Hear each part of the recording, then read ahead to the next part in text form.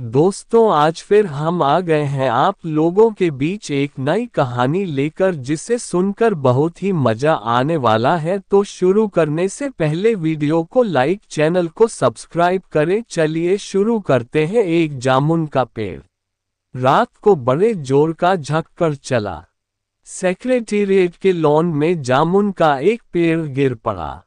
सवेरे को जब माली ने देखा तो उसे पता चला कि पेड़ के नीचे एक आदमी दबा पड़ा है। माली दौड़ा दौड़ा चपरासी के पास गया। चपरासी दौड़ा दौड़ा क्लर्क के पास गया। क्लर्क दौड़ा दौड़ा सुपरिंटेंडेंट के पास गया। सुपरिंटेंडेंट दौड़ा दौड़ा बाहर लॉन में आया।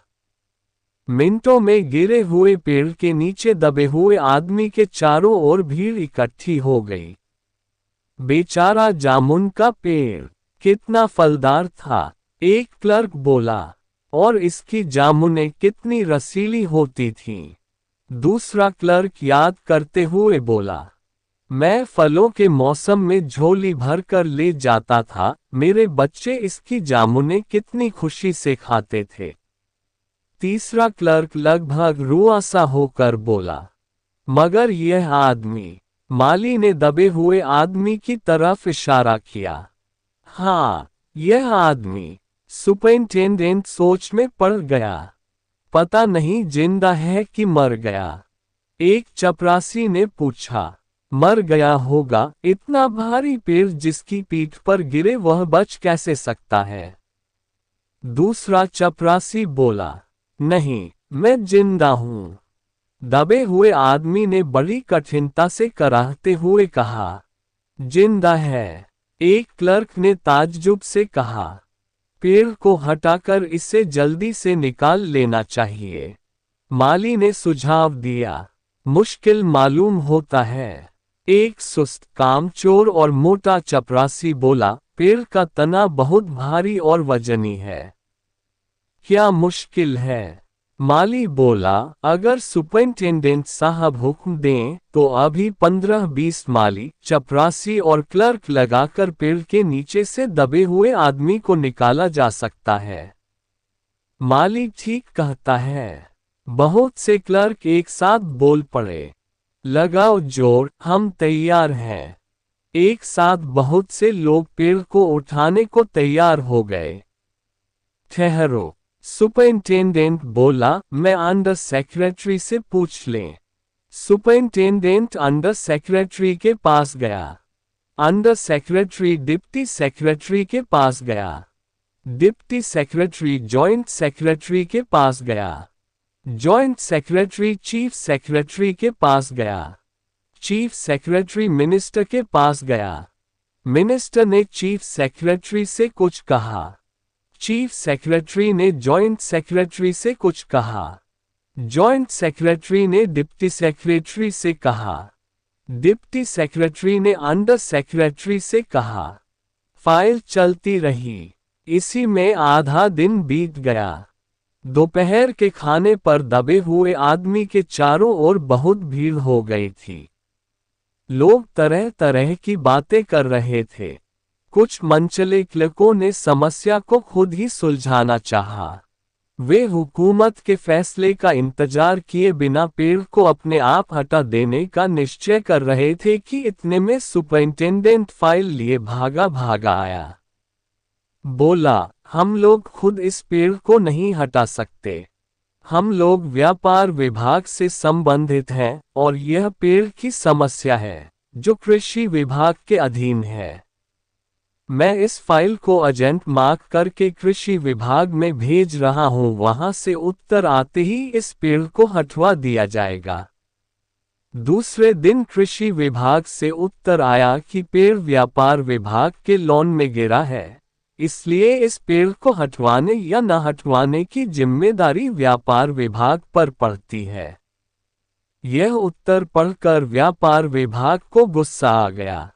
उन्होंने फौरन लिखा कि पेड़ों को हटवाने या न हटवाने की जिम्मेदारी कृषि विभाग पर लागू होती है।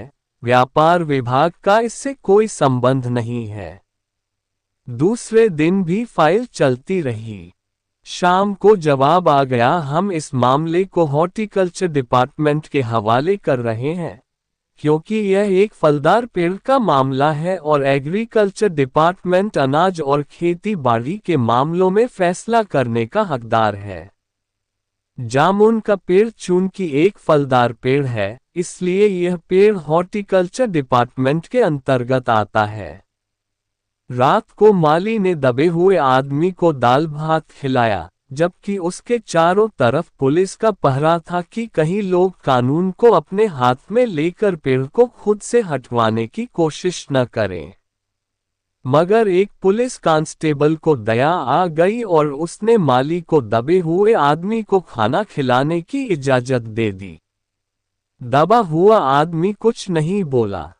माली ने पेड़ के तने को ध्यान से देखकर कहा, अच्छा हुआ कि तना तुम्हारे कूल्हे पर गिरा, अगर कमर पर गिरता तो रीढ़ की हड्डी टूट जाती।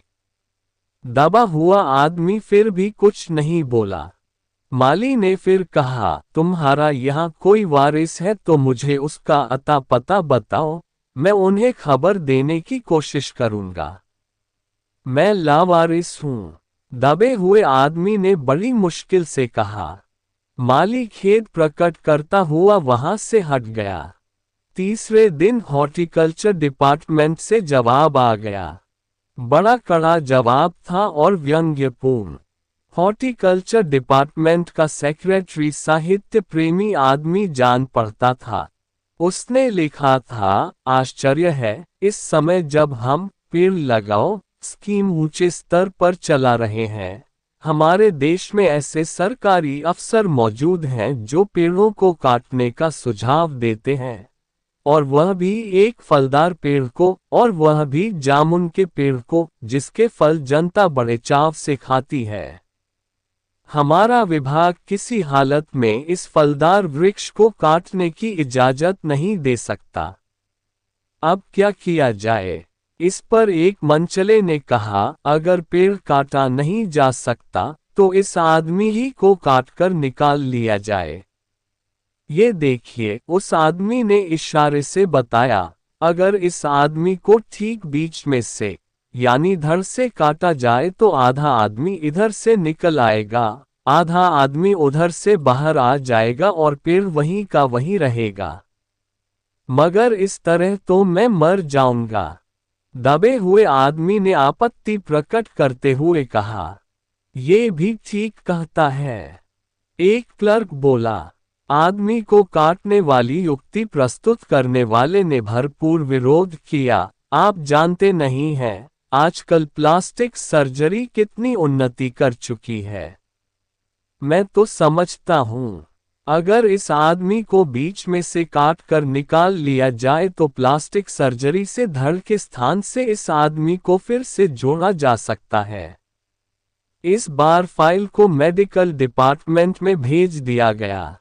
मेडिकल डिपार्टमेंट ने फौरन एक्शन लिया और जिस दिन फाइल उनके विभाग में पहुंची, उसके दूसरे ही दिन उन्होंने अपने विभाग का सबसे योग्य प्लास्टिक सर्जन छानबीन के लिए भेज दिया।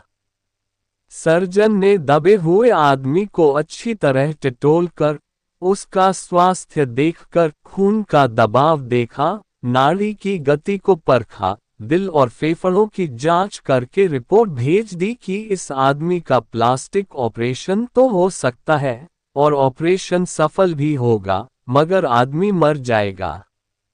इसलिए यह फैसला भी रद्द कर दिया गया। रात को माली ने दबे हुए आदमी के मुंह में खिचड़ी डालते हुए उससे बताया कि अब मामला ऊपर चला गया है।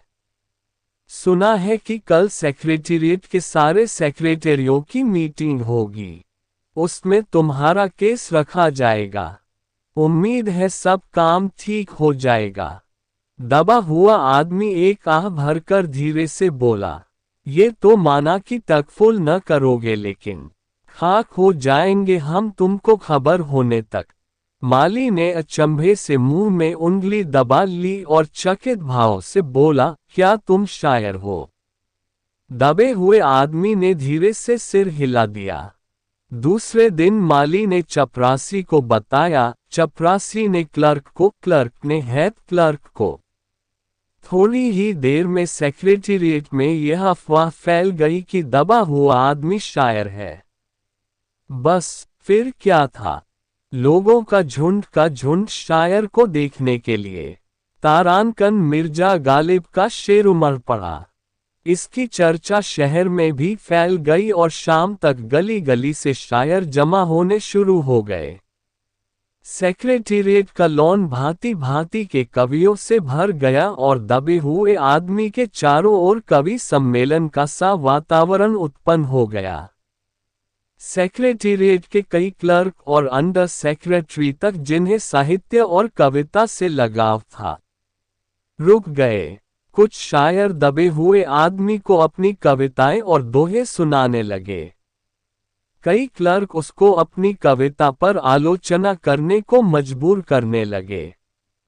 जब ये पता चला कि दबा हुआ आदमी एक कवि है, तो सेक्रेटेरिएट की सब कमेटी ने फैसला किया कि चूंकि दबा हुआ आदमी एक कवि है, इसलिए इस फाइल का संबंध न एग्रीकल्चर डिपार्टमेंट से है, न हॉर्टिकल्चर डिपार्टमेंट से, बल्कि सिर्फ कल्चरल डिपार्टमेंट से है।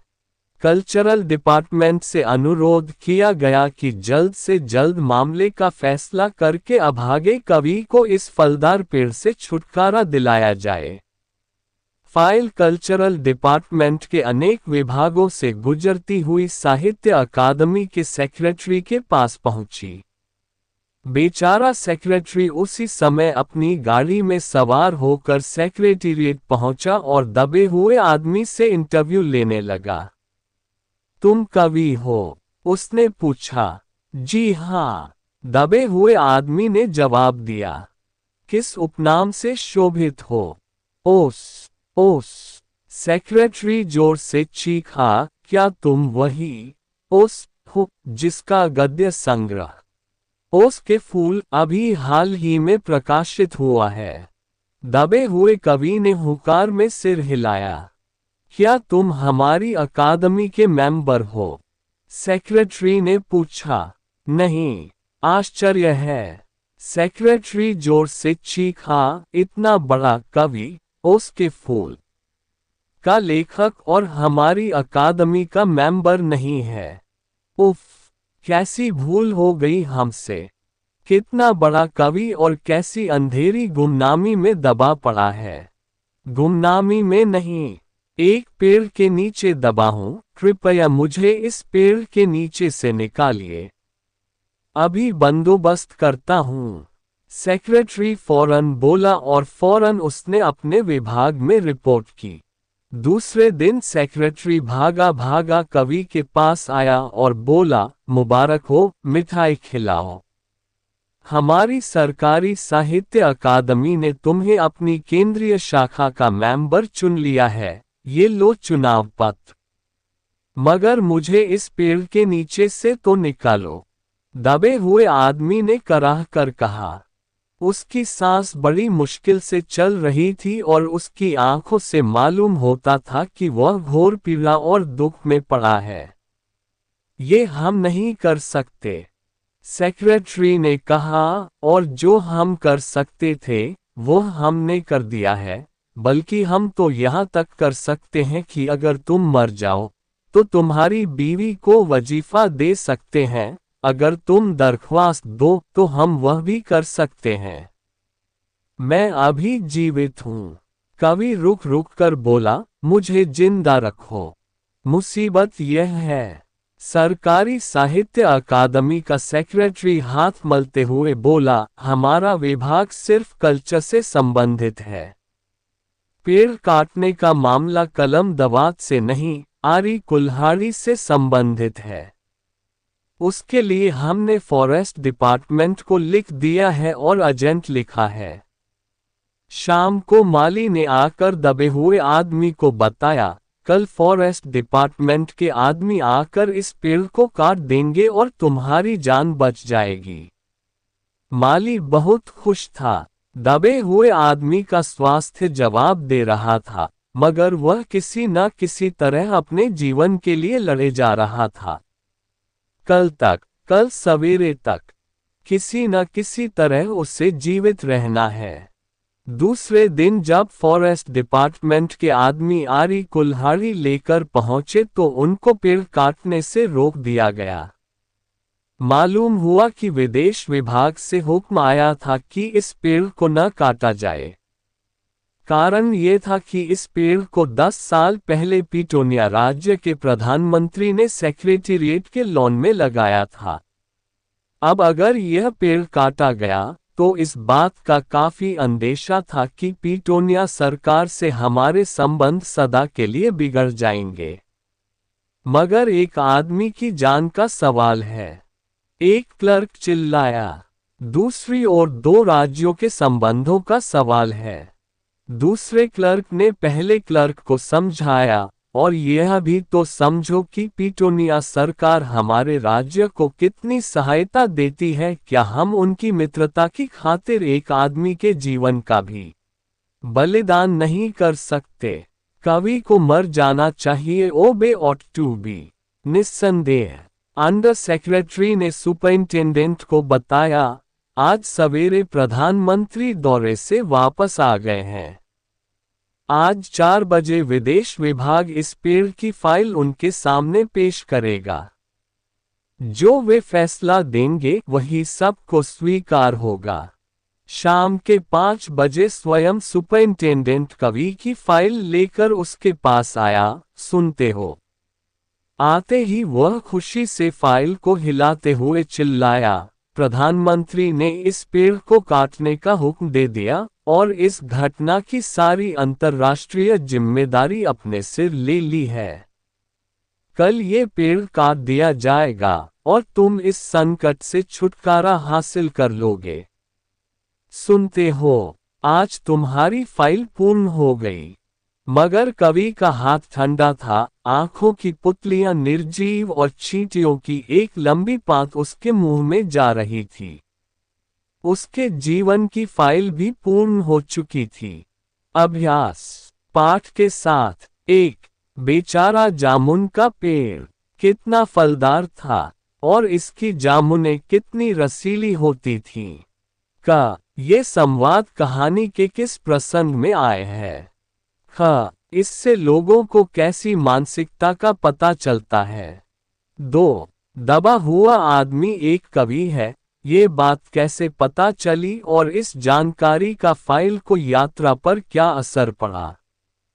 3 कृषि विभाग वालों ने मामले को हॉर्टिकल्चर विभाग को सौंपने के पीछे क्या तर्क दिया?